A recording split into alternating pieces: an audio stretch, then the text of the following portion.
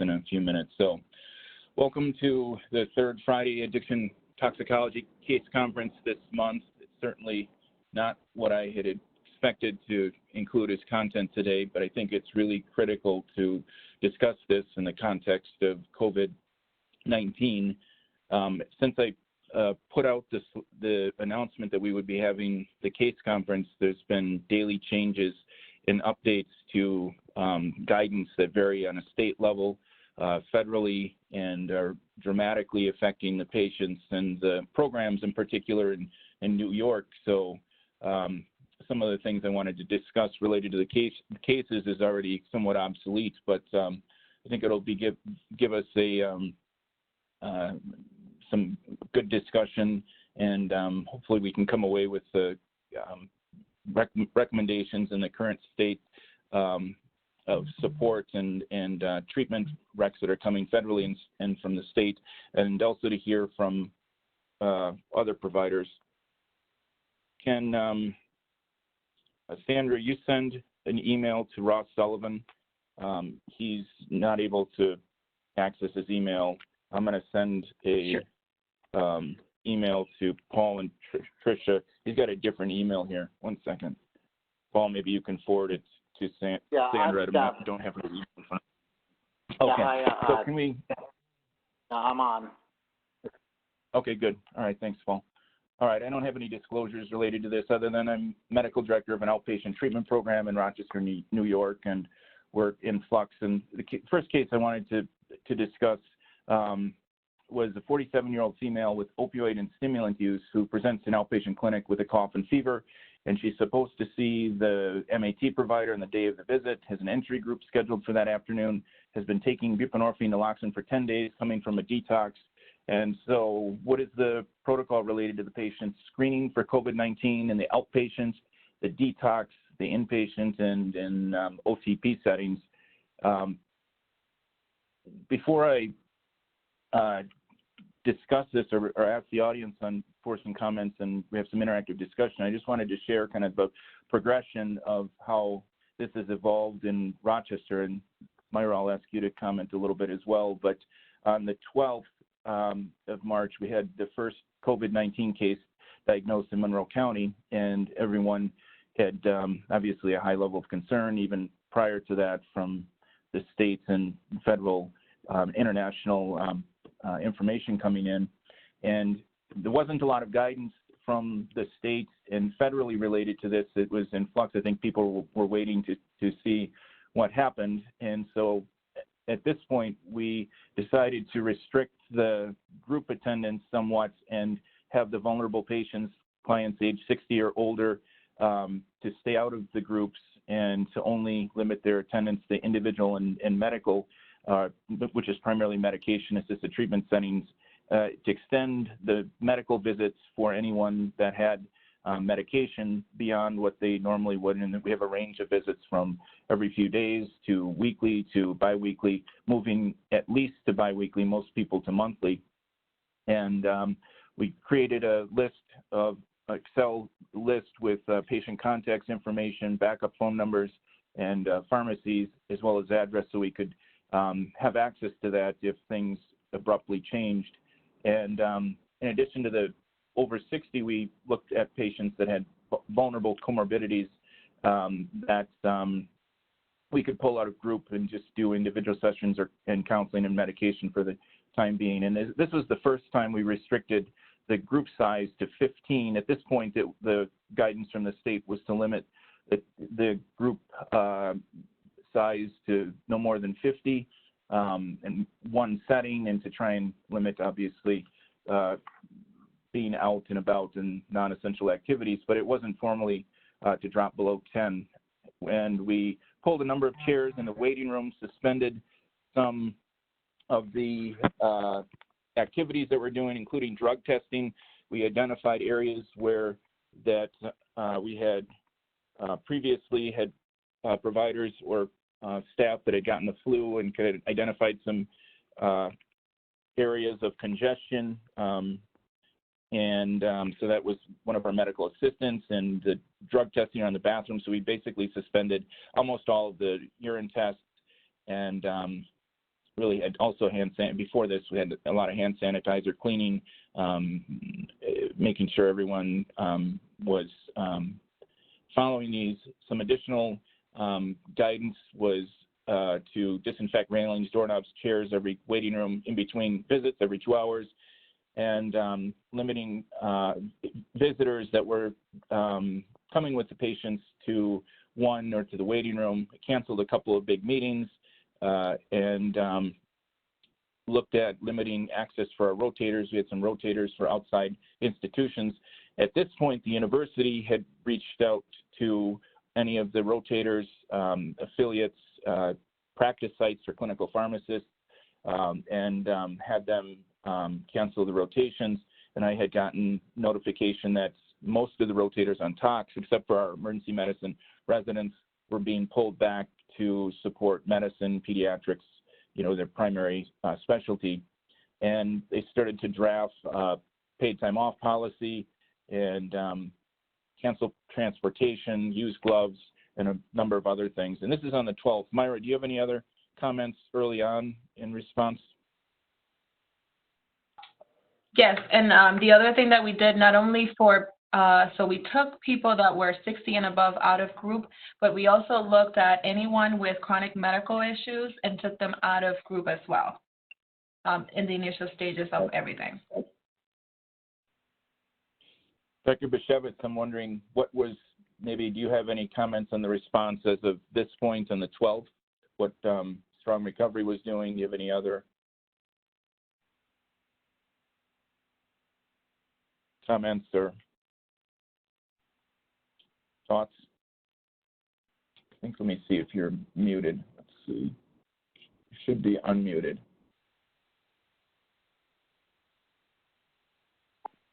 Sandra, can you unmute Gloria Bishop? There we go. Go ahead. Hello? Can you hear me now? Yes. We can hear you now. Okay, great. Okay. So I was trying to think exactly what, when we started our process, I'm not sure if it was on the 12th or a couple of days later, but we skipped the step of taking the people over 60 out of groups and cutting down the group size. What we did was on one day, we just canceled all of the groups and went to a setting of individual appointments and tried to cope with the rest of the stuff. Our focus was certainly on the methadone clinic, because we have a methadone clinic of almost 500 patients, and that means that we have 300 patients coming in every morning for dispensing. So we had to do something with that situation to get the people below 25. The figure was we had to get the people below 25 in any one time in the waiting room. So, and we could talk about that later, all the mechanics of that, but let me, maybe someone else wants to add something here. Sure, thank you. I see Ross Sullivan is on, and if Ross, unmute you. Sandra, can you unmute Ross and make him there? And this is, I know you just joined us, but we're talking about early on the 12th. I think we had some email communications, and I'm wondering what your impression and what were you doing for the programs in Syracuse and Helio Health around the 12th related to COVID? Yeah, we enacted, it seemed like, as you all know, on the daily, and Gloria knows this, we were getting updates about OTP things. We could almost not even keep up with them, even though there were a lot of repetition. But, we went to an emergency and immediate screening policy for all patients.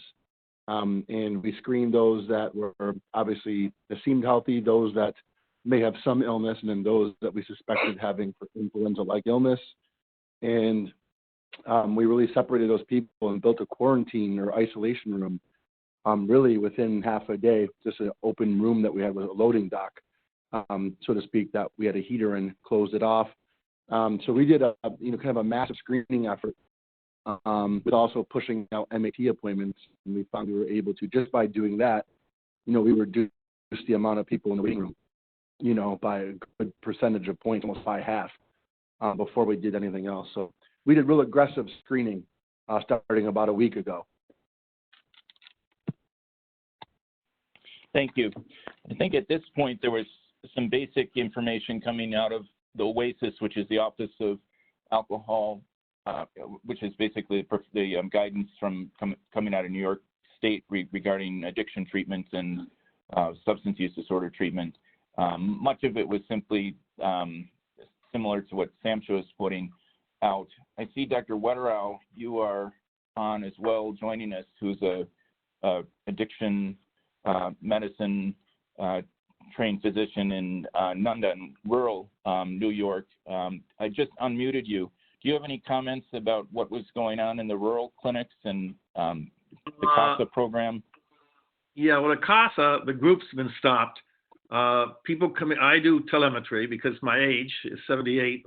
They told me I can't come in, which is probably wise. And it's working out really well. Telemedicine, the way they have a special setup for me. So I have a separate microphone and a light, and I have two computers, one to write on, and then my Apple IC. And they sit in my office, actually. So they're visualized, and they are, there's a staff person, usually a peer counselor with them. And then some people don't show up, or, we're telling people not, it depends on the people. And so I'm more liberal at sending prescriptions in. And the counselors are seeing them individually, but they're doing a lot of phone stuff. They're not having them come in a lot, but some to get the urine drug screen and to see them, depending on how they're doing. And the counselors are still busy. I hope they don't get sick. But maybe because they don't have group, they try to call the people a couple of times a week to see how they're doing. So that's, and I've been making more phone calls too. I have more time at home. I'm going half crazy. And as far as Tri-County goes, I've turned all my Tri-County patients, about 120 or so, to other providers. It's really very exciting since end of January, and they love the patients. And I don't know. I think they're seeing some of the people, but I think they're some of the people are only seen every 2 months anyway. So they are seeing the patients, but I think more liberal. The problem is some of them haven't really met or just met the patients. So so they have to work that out. Our waiting room is separate, all the chairs are separated, and doing the best we can. Now, when they come into CASA, everyone gets a temperature taken, and they ask questions, just like OASIS says. And I got my temperature taken Monday. That's the last time I went in. And if you don't get a fever, sent home, and that's another problem in our area. What do you do with Tri-County or the emergency? Where do you go? So that's not really totally solved, but that's not a WIC's problem. And the you jumped ahead of us a little bit with regards to the telemedicine. I'm just going to stop for a second. I want to get back to that, but I wanted to try and present this kind of as it was evolving here, because it was really a day-by-day thing where we're getting updated information and guidance. It wasn't clear, would we be able to do telemedicine from the outpatient setting? There's some strict regulations regarding whether you can do this if it's a new patient or not. If you do this, are you able to do telemedicine back to the patient's home, or does it have to be an established site? And if you can't get them to download an appropriate app like Zoom, then how do you communicate with them? So this is being worked out. I've got national communications that there was some updates regarding this from CMS, and also some rumblings at the time that OASIS and the OMH in New York were going to create some guidance and some restrictions regarding this. But this is the plan, at least on the 12th. On the 13th, we had the president declare a state of emergency, and we had some communications from Washington that Washington was the site of the state of Washington was the site of the exposures in the nursing home and much more spread early on. And I have some communications and some early recommendations from one of the medical directors there that I can share.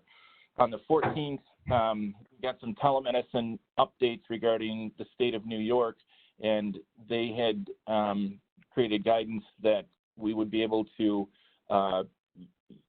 contact patients via telemedicine using audio, video, as well as the phone, and have parity in regards to the reimbursement, so that they would be treated as if a inpatient setting. Now, most of the programs that are in upstate New York, and unless they're affiliated with a large university or academic center or have incredible grant support, the way that they're reimbursed in that they pay the bills is mostly through generating revenue from group settings and the contact with patients. Now, we had on the 13th canceled all groups, so essentially one day after the plan to switch to a reduced capacity size, we abruptly canceled groups, and we're in the process of making telemedicine and phone support available.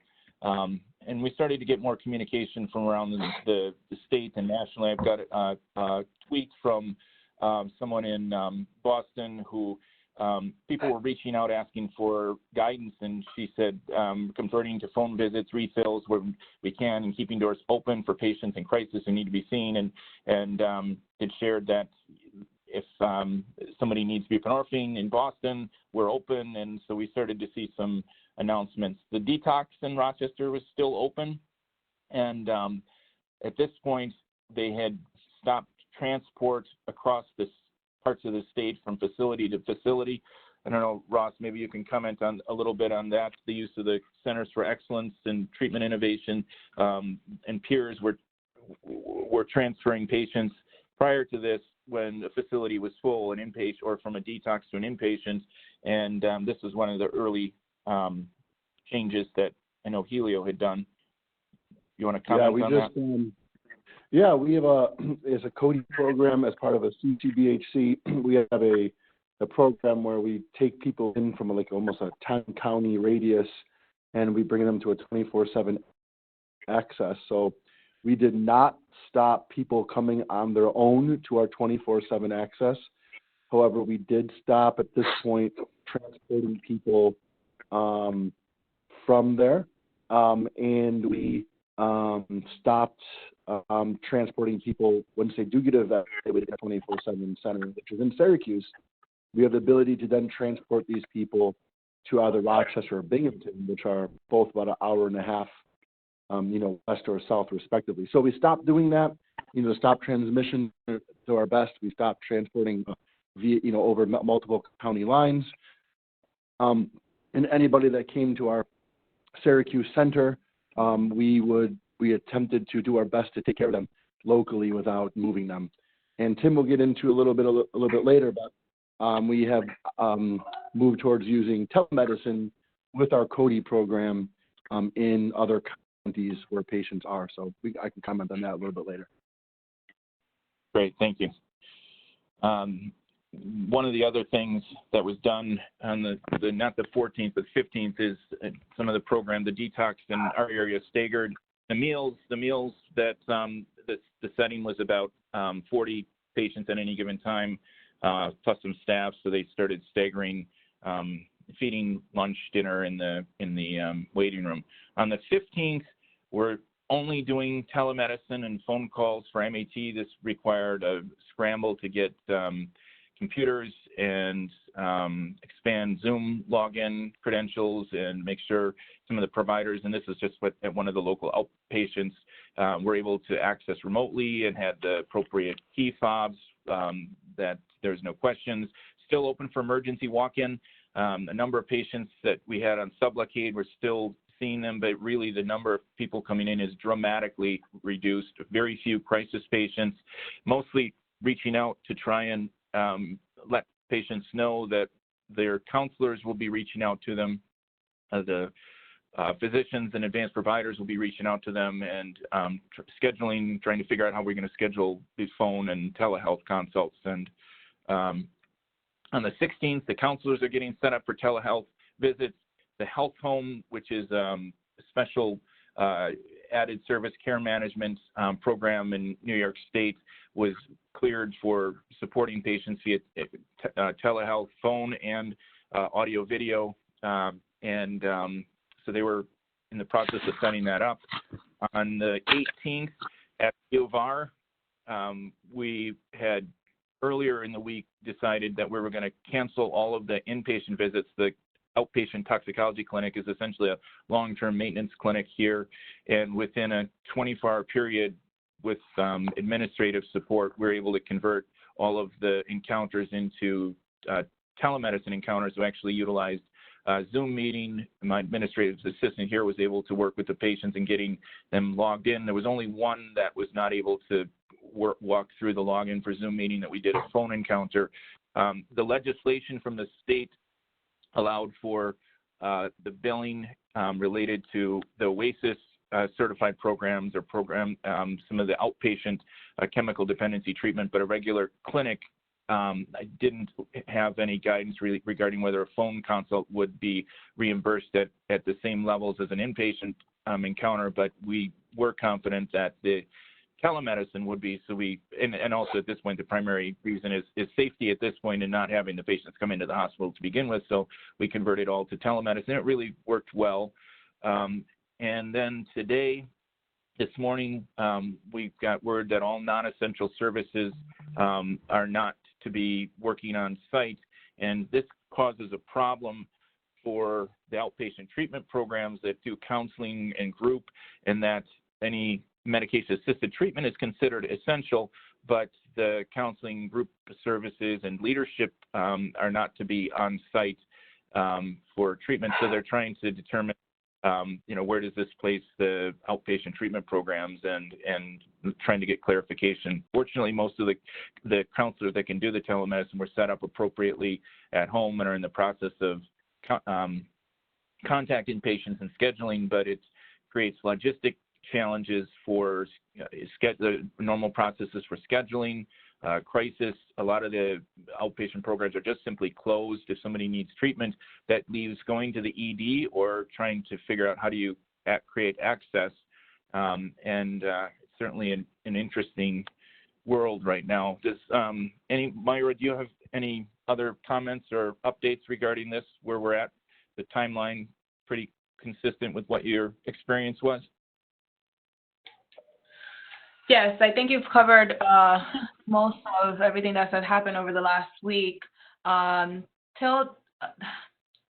just got out of a meeting, and the plan will be that MAT is considered essential and will be coming in to the office to provide services. However, that may change within the hour. We don't know what kind of updates we're going to get from the state. But it still they have the option and availability to do it remotely with the computer support that's been put in place. So, Dr. Bashevitz, we'll talk a little bit more specifically about opiate treatment programs and methadone after the second case. But do you have any other comments regarding what we've gone through so far?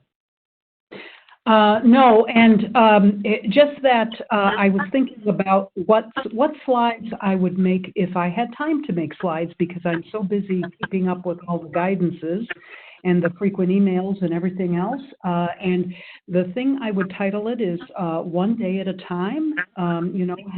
We have to all have a lot of patience, and things are just changing constantly, and the staff is very much has a sense of that, because every day is different. It's amazing. Yeah, one day at a time. I've heard many times in the last couple of days.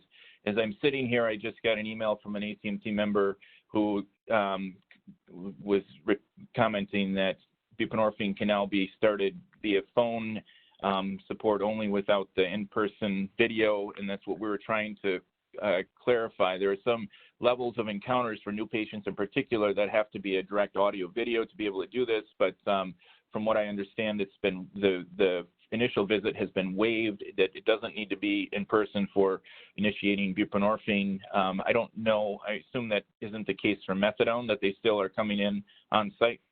Gloria? Oh, yes. Yes, we definitely have to see them on site to begin the methadone, but the rules about take-homes have been loosened up considerably. So Dr. Sullivan had put together a nice flow chart regarding screening and guidance for patients that develop COVID-19-like symptoms.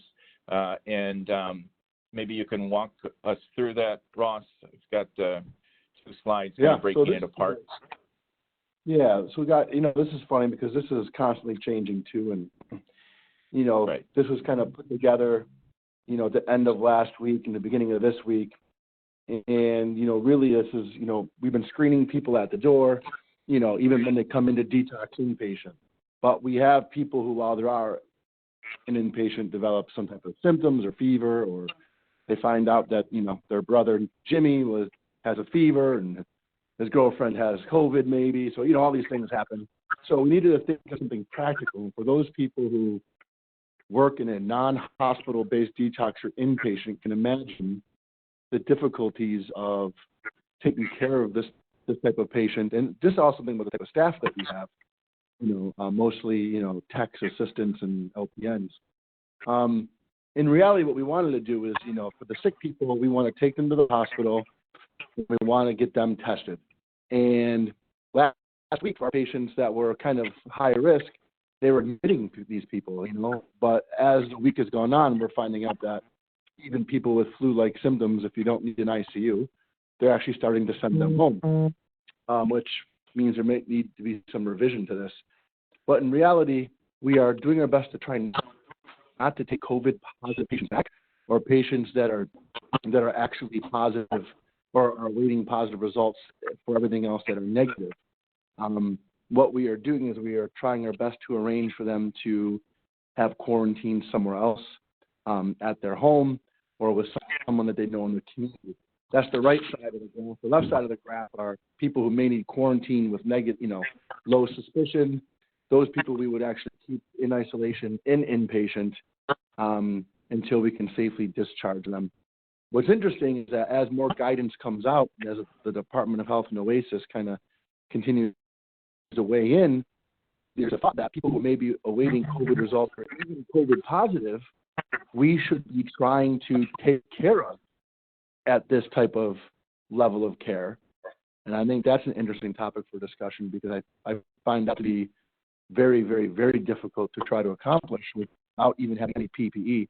We finally got our first shipment of N95s in, and we've been waiting for 3 weeks for them, and we only got 100 or 200 of them for a 9 or 10 site facility. So just some interesting thing that I think we're going to be counted on to actually having to take care of some of these people, even if they are COVID positive. And I think there's not even quite an answer for that yet. Right. I appreciate that. A couple of questions I got is, we've got a couple of M95s, but I've never been fit tested for this. How do I use this? And I think the familiarity with PPE and a lot of these settings is very low. So really education on the fly and trying to reassure, the number of staff needed to support patients is critical, as people are panicked and don't come in or get sick themselves. It will be some challenging times potentially.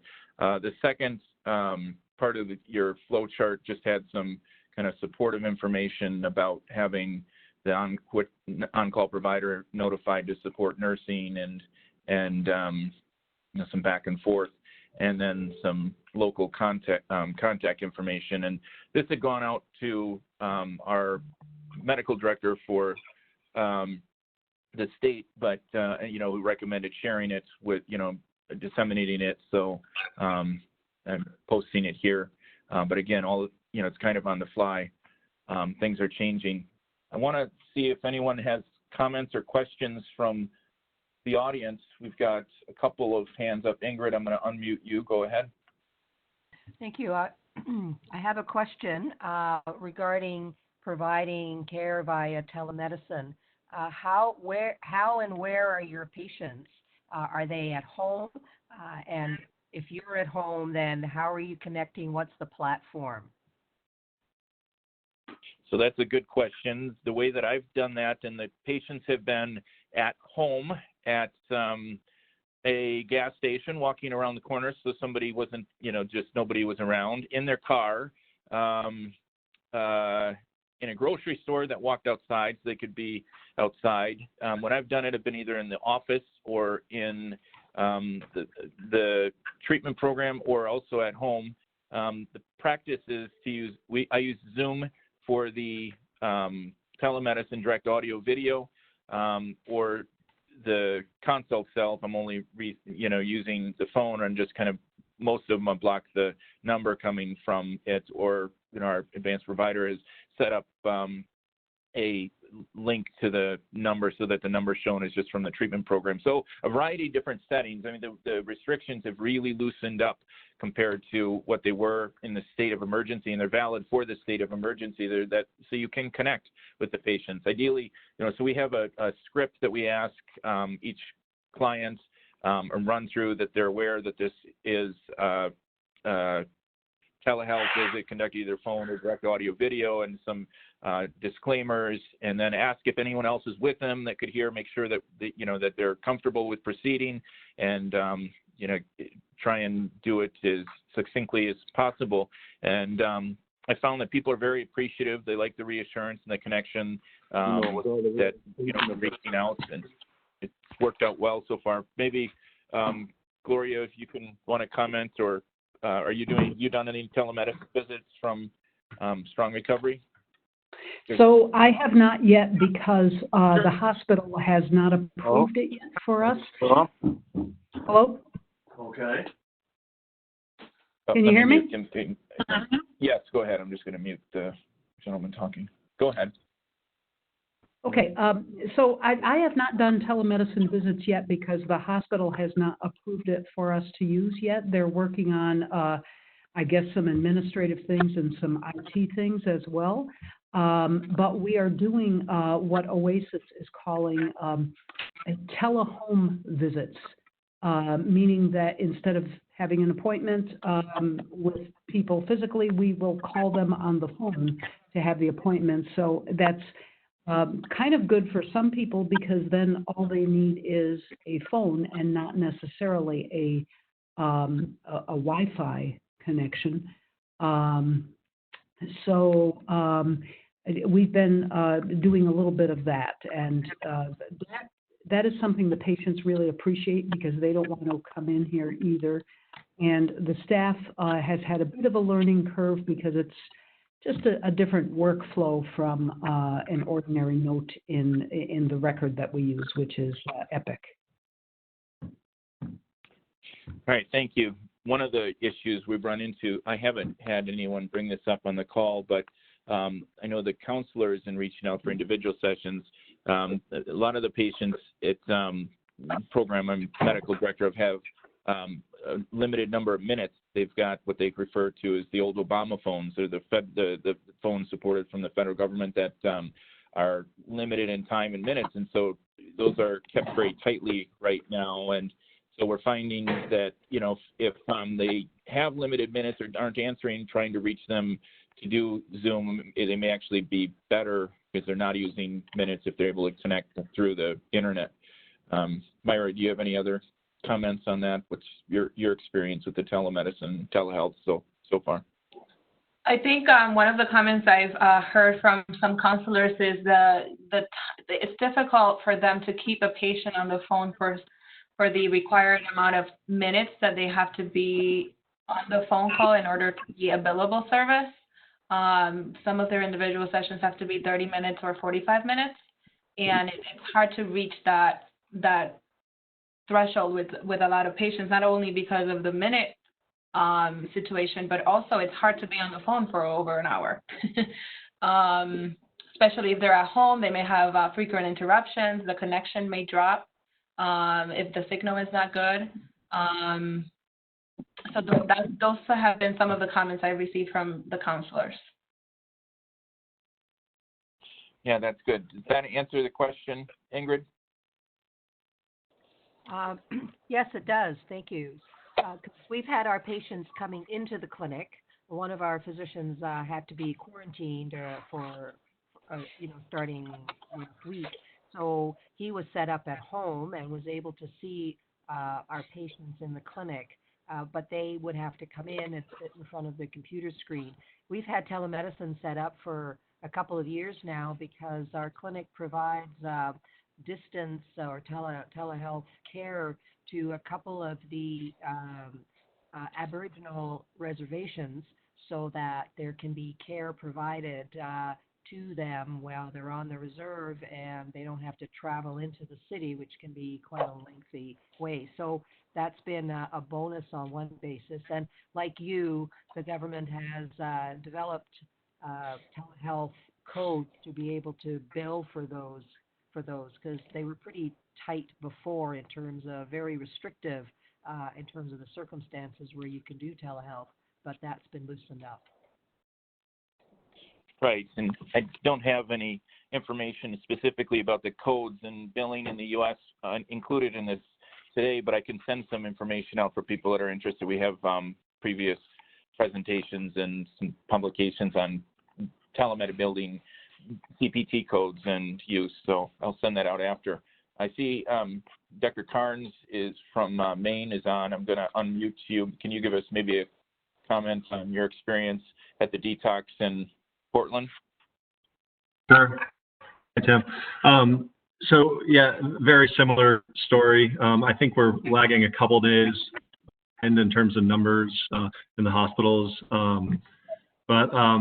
Yeah, we have primarily an inpatient withdrawal management facility that we similar screening and of our staff, taking temperatures and screening questions, and also sort of pre-admission screening for people who may be positive or at risk, so we can try to keep it out of the facility. I think the concern is obviously that somebody comes in asymptomatic as a healthcare worker or one of the patients themselves and becomes, starts exhibiting symptoms at that time. So we've developed some policies of what we'll do in that situation. I think the easy part is probably sort of keeping, screening and asking the questions and keeping people out who are symptomatic, but it's the folks who, once they're already been exposed to people for a couple days and everybody's, what we've had issues with is, do we have people not have combining, we have a max 20 people in our facility, but that's probably more than should be. But part of the patient groups and things like that are of the experience here, and so we've gone back and forth on whether we make have people eat in their rooms, and isolate that way. So a lot of questions. One question I have, we have a very similar in terms of sending people who are symptomatic, either fever or concerning symptoms, in the facility and things to get sort of clear, if you will. But the problem is that emergency room locally is shortage of tests is probably not going to do that. If they're healthy people and going to need admission, they're not necessarily testing people.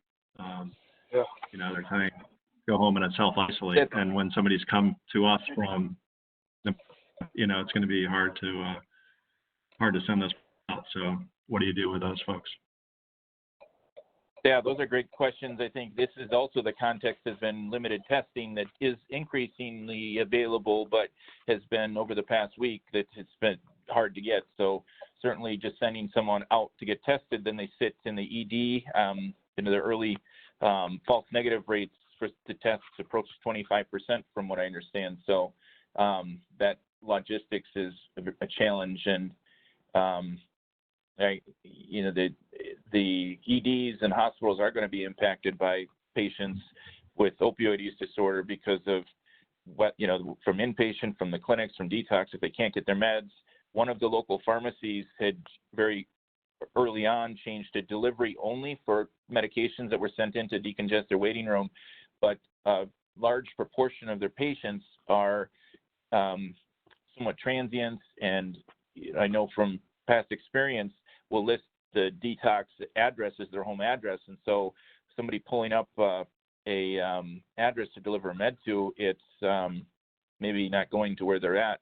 One of the patients that I had earlier had said they were contacted and told that when they get the Suboxone dropped off, the driver is just putting in to a specific place and leaving. They're not going to wait for contact. So he's dropping off a month of buprenorphine naloxone potentially to an apartment complex that may not have a secure area to drop it off on. So a lot of stuff on the fly. I don't know, does anyone have any other comments or questions or want to say anything, any of the panelists, or I'll move along to the second case? Thank you, Tim. Does anybody want to share from the audience their experience? And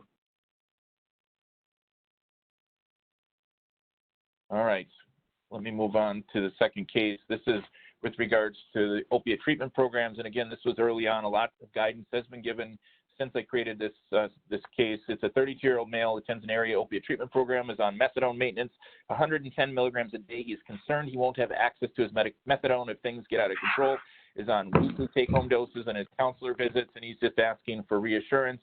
And so maybe Dr. Bashevitz, and then after that, Dr. Sullivan, you can comment on your experience and what's been going on with the methadone programs. You've already commented a little bit, but anything to add?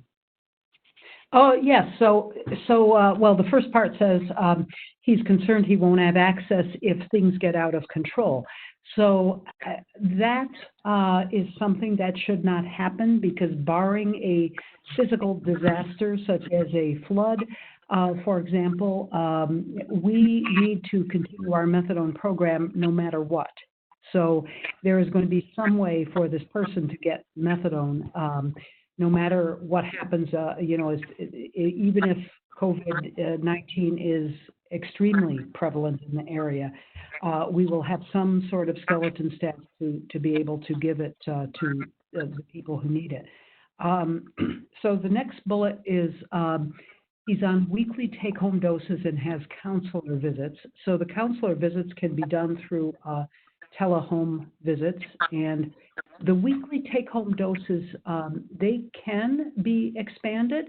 There is actually, OASIS has now been giving what they call blanket waivers for programs to expand take-home doses past a week or so, and even up to and including 28 days if, according to their judgment, the patient can handle it. Now, as all of us know, not everybody can handle even a week of take-home doses. And I think the take-home message here, especially for those of you who work in ED settings, is that there may be people coming in who have overdosed on a much larger supply of methadone than they would normally get. However, you know, given the COVID-19 crisis, it's all we can do. So we try and balance risk against benefit, like in every area of medicine. And sometimes, you know, the patient may not be able to handle it. So, you know, we're going to see what happens. Hopefully most of them will. Sure, thank you. It was interesting. I had a patient earlier today that was perplexed, that he said was astounded he wasn't going to come in and get a drug screen. He mentioned that this is something that he felt really held him accountable, that he knew he would get screened. And I just, you know, had to say that this is not something we're doing right now. It's, you know, the bigger priority is to keep people apart while getting you your medication and you know, not do the screens. And so that's a little different than, you know, the expanding take-homes, but the same kind of ideas. I wanted to comment a little bit. I'm not an expert in what happened after Katrina, but, you know, that's probably, you know, it's different in that it's a natural disaster and completely disrupted everything in, you know, our particular area, while outside of that area there was support, and you had a large number of people cut off from all levels of healthcare, really, very quickly in with the setting of the hurricane. And with Katrina, there was a focus of identifying the patients and getting access to programs outside of New Orleans, in Louisiana, as well as neighboring states, to identify who might be medically sicker and to set up medical detox beds or units where they can be managed, both for the addiction as well as medical conditions, and a range of volunteers and support that reached out in kind of an informal and formal methods to try and support patients. I had some communication from Washington early on. It was in an email string from National ACAM, and one of the medical directors wanted to just describe some early experience, and this is on the 12th, and gave some recommendations. He said, during normal operations, our largest clinic in Seattle has 1,400 patients who gather daily 6 days a week, waiting in close quarters for 20 minutes, several hours, and then disperse, generally via public transit, to every corner of our city and county. Approximately 80% of patients have a co-occurring chronic medical condition or advanced age that would confer additional risk of severe infection. Approximately 35% of these patients are experiencing homelessness, many living in congregate settings. I know this description will sound familiar to many OTP medical directors and staff members in other parts of the country. Obviously, this clinical setting raises unique concerns for the safety of patients and staff at OTPs and for the public at large. And he had some early recommendations, some of which have, to some extent, been considered and implemented, others not so much. He recommended SAMHSA should extend recommendations now to all states regarding blanket take-home exceptions to decongest clinics and to protect patients and the general public, or better yet, to allow take-home, let me read 1 second, to allow take-home exceptions, foregoing the exception process. He was calling for the approval of telehealth visits to allow safe assessment of symptomatic patients early on so that they could be assessed and offer take-home meds as appropriate, and as well as non-symptomatic patients.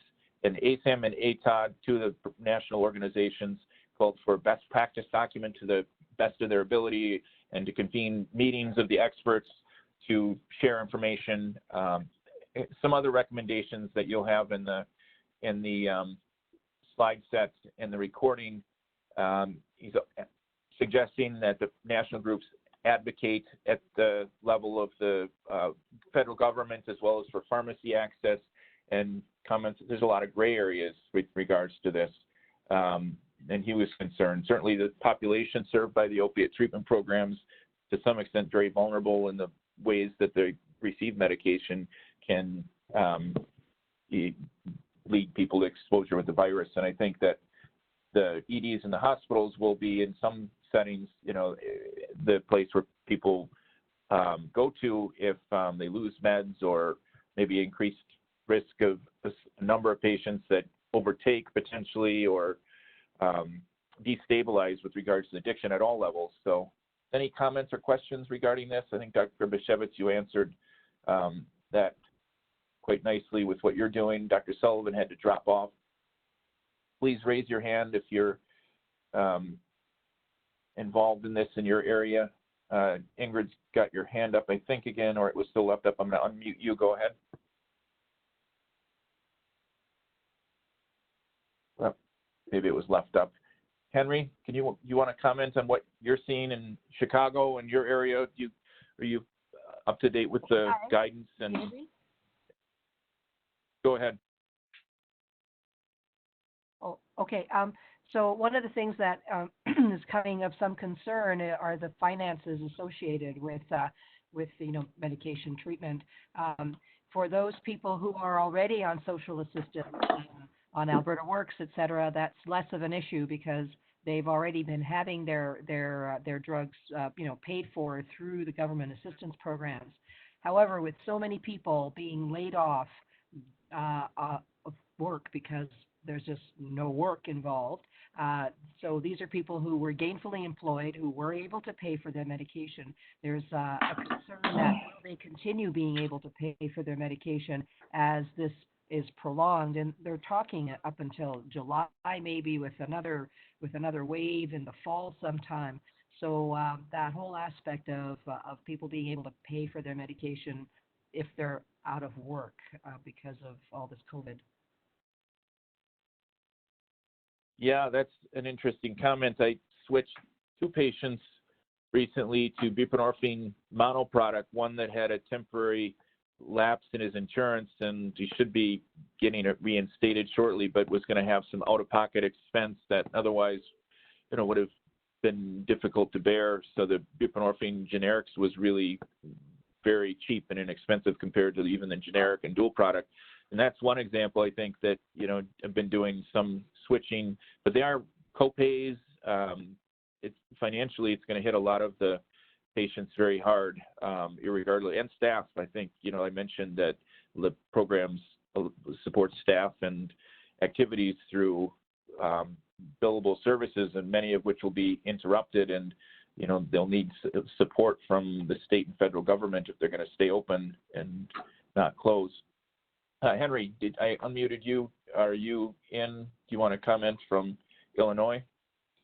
Yeah. I mean, from our perspective, we're seeing a lot of the same stuff moving in the same directions. And in Chicago, I mean, I think we're, working through some of the specifics of, getting patients medications, if they're, like you said, unable to afford and all that. We're trying to get everyone with the 30-day prescriptions. I mean, one challenge that we were talking about is how do we get patients medications if, say, they're seen in the emergency department, whereas in the past, and they're not seen by a waivered provider. In the past, they might be held down there for a period of time so that we could quickly see them and write a prescription, or we had constructed kind of walk-in office hours.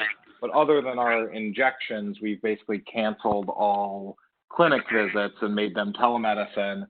So we're talking about it. And sorry, I missed the very beginning of the webinar. I was scheduling my COVID test since I have a little cough.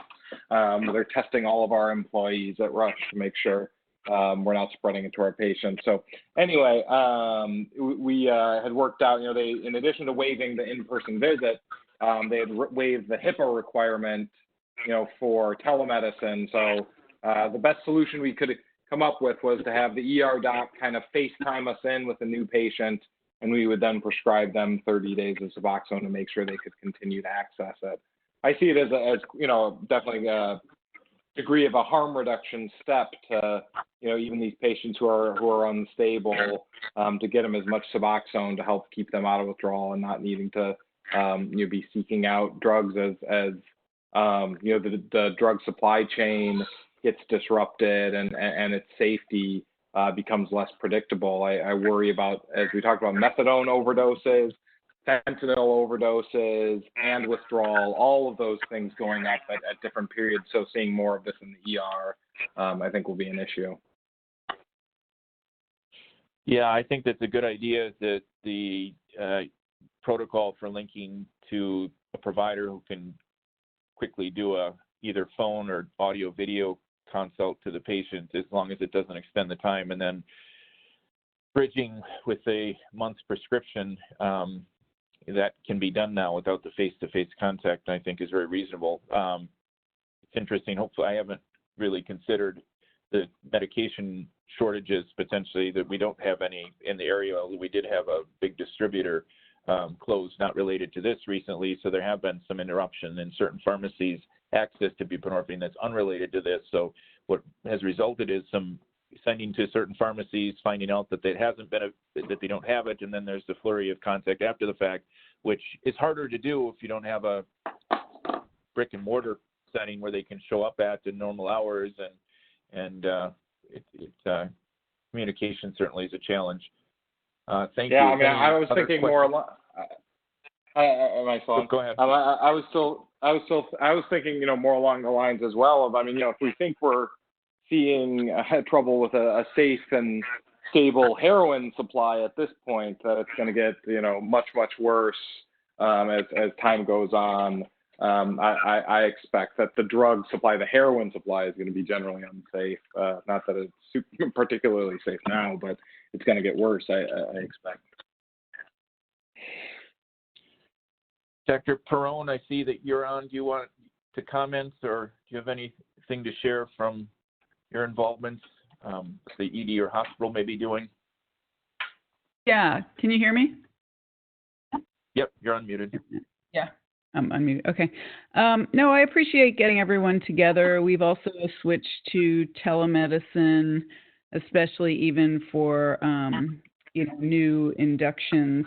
I think that the question is how to best communicate. For us, a big part of our program is ED initiation, where we work with peers to coordinate those next steps. And actually, a lot of our patients come in, in the middle of the night, so the peers are not always at the bedside.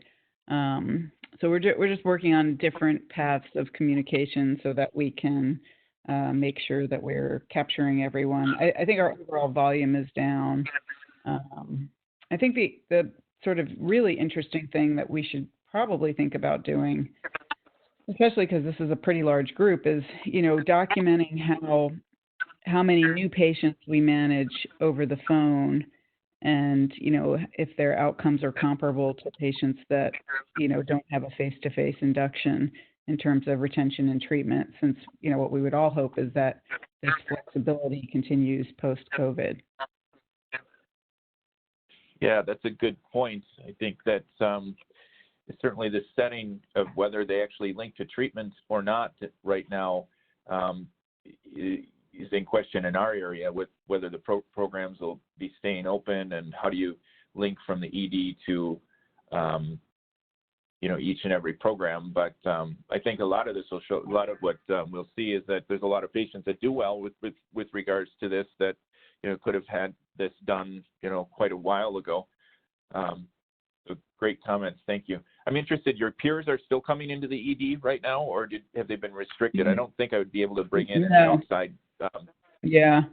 As of like Sunday, Monday, we talked about having them come in for emergencies, and then they spontaneously started FaceTiming patients who were admitted and, and other patients in the ED. So they're finding that they're able to achieve pretty good,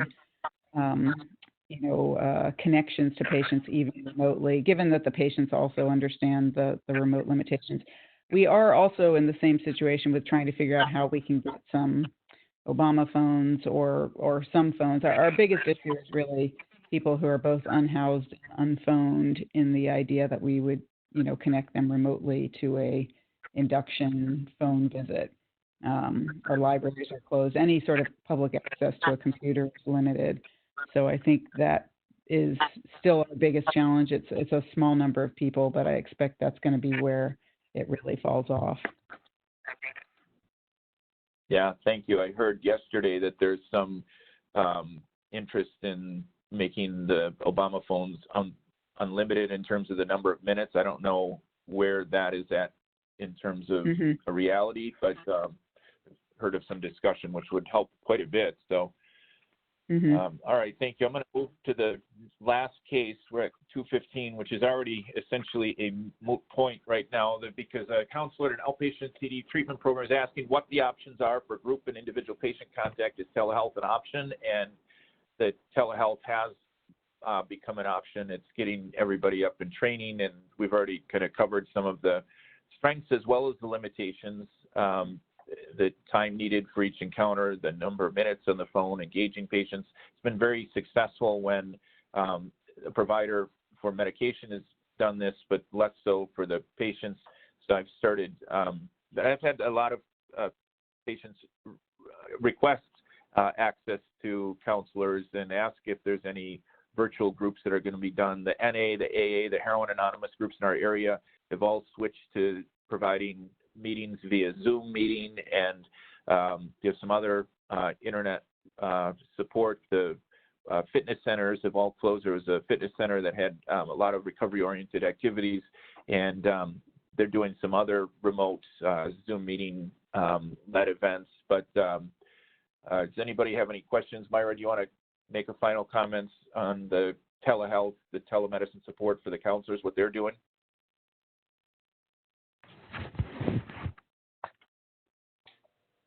I think at this point, all the counselors have switched off to doing telehealth and have access to working from home, because at this point we want to minimize even the number of staff that are coming into the building. I had one last question. I didn't hear this being discussed, but what are we doing, or what other programs are doing with patients that are on Sublocade and Vivitrol injections? Are they converting it to oral medications or continuing on the monthlies? And how are you doing that? If I'm still unmuted, I can tell you what we're doing. You are. Go ahead. Yeah. I mean, basically, some of the primary care doctors that we have, that we refer our patients to, do have some number of patients on Sublocade. And these are primary care doctors' offices that are continuing to be open, with skeleton staff, 1 or 2 days a week. So they're arranging the Sublocade patients to come in on those days of, minimal staffing. I mean, obviously, a primary care doctor has to, not everything they do is non-emergent, and this falls into the category of something that, somebody would have to come to the office for. And it seems like those arrangements are being made successfully.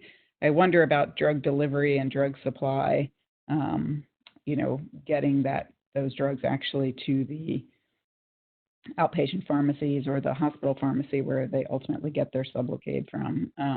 But the plan is to have enough emergency outpatient visits to accommodate these patients. Right. Thank you. Henry, And that's given that we're doing, are we calling those patients ahead of time and doing like screening questions to make sure they don't have a fever? And what happens if they answer positive to the screening questions?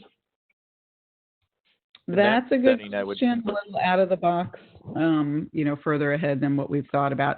I think every practice is doing thermal screening before a patient walks in, but, at the time that we set this up, we were not actually talking about it. But I think based on other, emails that have come out, probably any practice that is continuing to see patients has a procedure in place for that. But I can't answer specifically.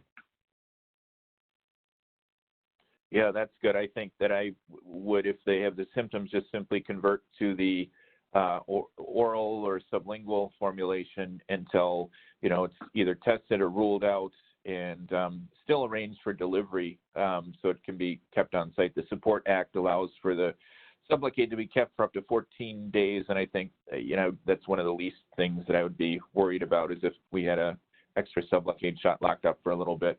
Henry, you had your hand up. You had commented that you're still open for the shots and injections as well. Do you have any other comments regarding that? Yeah, that's really it.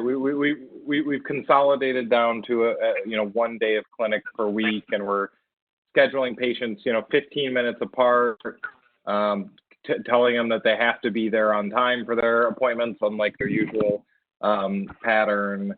And the plan is that they come in, they get their injection, they get screened. So they should get screened ahead of time on the phone the day before to see if they're having symptoms, and rescheduled if they are having symptoms.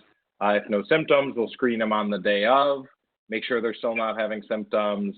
As long as there's no symptoms, we'll room them quickly, do their shot, get them gone, wipe down the room, wait for the next patient to arrive. That's the ideal, of course.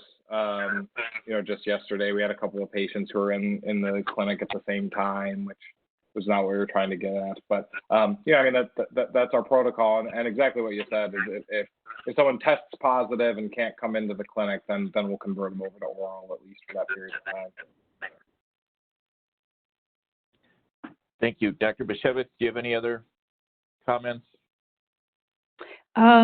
Just that it's all a work in progress.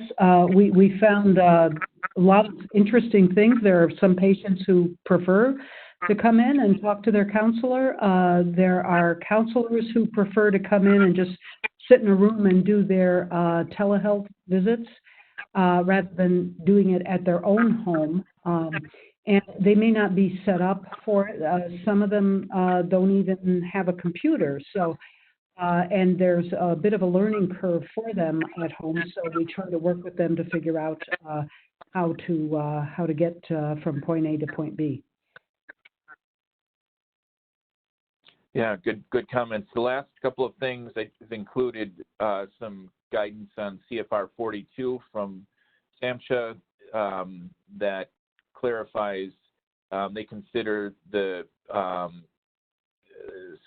some of the communication of patient identifying information in certain settings to be a medical emergency exemption now when needing to provide treatment to patients. So even though we have the CFR 42, there's still people asking for clarification on this. Is what is exact exemption when you're not able to reach a patient, trying to contact them through appropriate other channels. The CFR 42 often is a problem regarding the confidentiality. So there's some guidance from SAMHSA related to this, and that much of the communication process will be considered a medical emergency. There's some unique resources. I got an email the other day that HS is a remote application for patients and counselors and providers to connect with that they were making free. It's an app that can be downloaded, and people can be connected anonymously with peers and support. So you may want to check that out. It's a program that's used in a lot of the treatment programs in our area. I've included a little bit more. We've really discussed some of the telemedicine exemptions now, but this is some updated guidance regarding the DEA exemption for providing MAT support. And it's now, we can do this when providing contact with a patient via phone to initiate buprenorphine in the right settings. And so more to come on this. Dr. Paul Wax, you're on as well. Do you have any other comments or want to say anything, final words? Well, first of all, Tim, can you hear me? Yes. Yeah, I just want to thank you so much for pulling this together today and bringing together this group of folks from all over the country to talk about this practice in this most unbelievable situation. This was extremely informative. The chronology was critically useful to understand this rapid transition, and I want to thank all the participants as well for sharing with us what they've been going through over the last few days. I think this sort of communication is critically important, and for most of us, when we're not directly seeing patients, we're going to be in front of a computer, probably in our home. So it does open up a lot of opportunities for communication, for having webinars even on a more frequent basis. I think given how rapidly this is moving, we probably should have another one of these addiction webinars maybe in 2 weeks' time and rehuddle, because I think the information shared with everyone is useful to their own practice and their own situation. So I would highly encourage that. This has prompted me to think about doing a webinar next week for the medical toxicology practice as well, the bedside and telehealth for toxicology. So let's stay in touch. Thank you so much to all of you for participating today, and we'll all get through this. All right, thank you, Paul. Everybody stay safe, and I think we'll put together an earlier webinar as well for those of you that are able. The communication is so critical. This was recorded and will be available through ACMT. We'll figure out how to make it available. We had some discussion on some access to non-ACMT members as well, and we'll I'll send out a communication to them. One other thing I want to mention to folks that ACMT has just completed this SAMHSA curriculum, which we were funded to develop on the screening, assessment, and treatment of the patient with substance use disorder. It's a curriculum that's all online. It's 4.5 hours length. We have a great distinguished faculty, including many of the folks on this phone call. And that will go live on Tuesday. We're just in the tail end of getting everything launched. And, we planned, although it was initially limited to certain universities that we were contracting with to push forward this program in the first year, we're going to release this to the whole ACMT membership and others from the addiction medicine community who would like to utilize these resources. This will be available coming next week. All right, very good. Any questions or other thoughts? Send me an email and I can send that out through our listserv or include it in the next webinar. And again, stay safe and thank you for joining this afternoon.